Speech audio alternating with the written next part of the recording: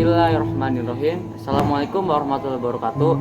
Perkenalkan, nama saya Amir Jamail. Kali ini saya akan menjelaskan tentang bank syariah. Sebelum itu, saya dari kelas 10-8 akan menjelaskan tentang bank syariah.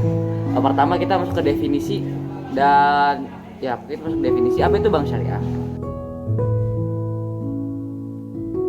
Bank syariah adalah lembaga keuangan yang menjalankan kegiatan usahanya berdasarkan prinsip syariah. Terdapat di Undang-Undang Dasar Undang-Undang Nomor 21 Tahun 2008. Bank syariah bertindak sebagai lembaga yang menghimpun dana dari masyarakat dan menyalurkan pembiayaan untuk meningkatkan taraf hidup dan kesejahteraan masyarakat.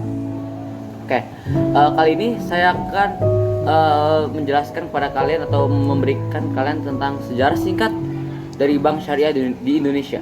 Bank syariah pertama di Indonesia adalah Bank Muamalat Indonesia atau BMI yang didirikan pada tahun 1991 dan resmi beroperasi tanggal 1 Mei 1992. Dan ada juga dasar hukum utama, yaitu diatur oleh Undang-Undang Nomor 21 Tahun 2008 tentang perbankan syariah yang sebelumnya Undang-Undang Nomor 10 Tahun 1998 dan Undang-Undang Nomor 7 Tahun 1992. Dan kita masuk dalam pembahasan kedua, yaitu kegiatan utama bank syariah. Di sini ada 3 kegiatan utama bank syariah, meliputi penghimpunan dana, penyaluran dana, dan jasa pelayanan. Pertama, penghimpunan dana. Penghimpunan dana dilakukan berdasarkan 2 prinsip, yaitu prinsip wadiah titipan atau prinsip mudharabah bagi hasil. Sekarang saya akan menjelaskan prinsip wadiah. Wadiah yaitu damaah, titipan yang selama belum dikembalikan boleh dimanfaatkan oleh pihak penerima titipan bank dan izin penitip.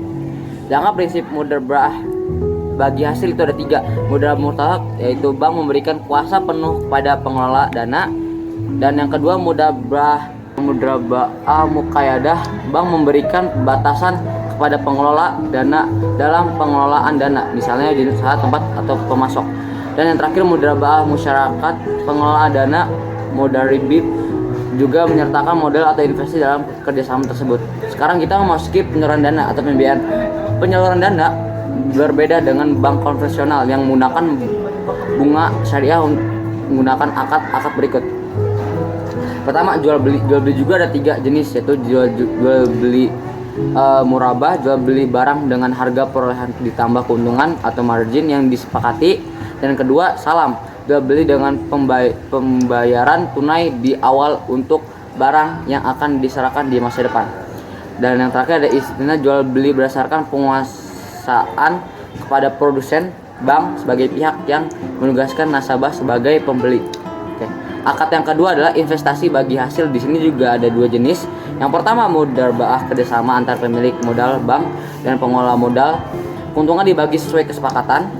Dan yang terakhir ada perjanjian kerjasama investasi antara 2 pihak atau lebih. Keuntungan dibagi berdasarkan persentase investasi. Kerugian ditanggung secara proporsional. Contohnya akad yang terakhir sewa menyewa. Di sini ada 2 jenis sewa menyewa. Jenis pertama ijarah, transaksi pemindahan hak atau pakai manfaat suatu barang atau jasa dalam jangka waktu tertentu. Dan yang terakhir ijarah muntahiyah bitamil, kombinasi sewa menyewa dan jual beli atau hibah, di mana akhir masa sewa pemilik ruko atau barang berjanji menjual ruko atau barang yang disewakan pada penyewanya. Dan kegiatan terakhir jasa pelayanan. Di sini ada jasa yang ditawarkan untuk syariah berdasarkan akad. Pertama, wakalah perwakilan. Bank bertindak sebagai wakil nasabah untuk mengerjakan suatu yang tidak dapat dilakukan, misalnya menjual mobil.